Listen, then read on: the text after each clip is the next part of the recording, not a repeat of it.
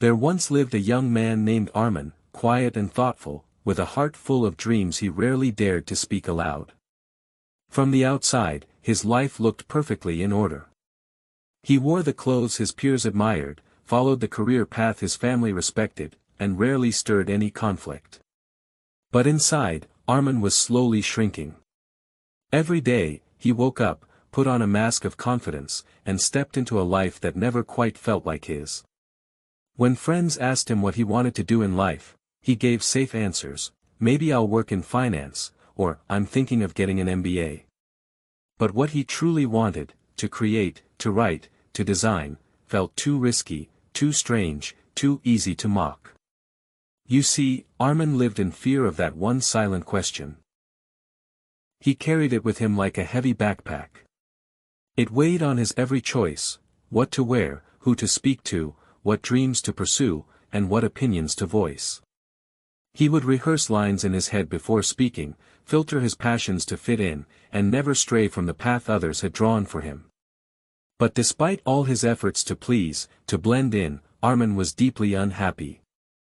His days blurred into one another, each filled with quiet resentment and a growing sense that he was living someone else's life. One afternoon, as he walked home from work, shoulders slumped and eyes glued to the pavement, Arman heard the sound of laughter. Not the mocking kind, but carefree, belly-deep laughter, the kind that cuts through city noise. He looked up and saw a small crowd gathered around an old man who was painting a mural on the side of a crumbling brick wall. The painting was bold, wild strokes of red, yellow, and blue. It didn't follow any particular structure. Some people stood admiring it, others scoffed and walked away shaking their heads.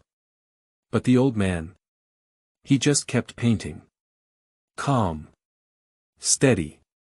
Smiling. His clothes were covered in splashes of color. He had a long gray beard, round glasses that slipped down his nose, and a peaceful expression that seemed completely untouched by judgment or praise. Arman stood and watched for a long time.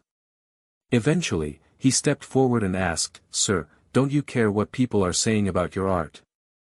The painter didn't stop brushing, but he chuckled. "If I let their opinions guide my brush," he said gently, "I'd never paint a single stroke. Live like that, and you never create anything, not even yourself." That moment hit Arman hard.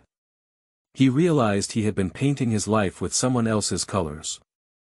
That day, he made a promise to himself, not to become reckless or careless, but to live more honestly, boldly, and freely. He quit the job that drained him, started building something he truly cared about, and slowly, he became the man he actually liked being. The truth is, people will always have opinions. Some will cheer you on. Others will doubt you. But none of them live your life. Only you do. So here's the lesson. Don't live to impress others.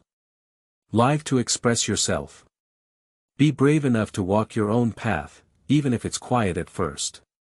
Because freedom doesn't begin when everyone approves of you. It begins when you stop needing them to.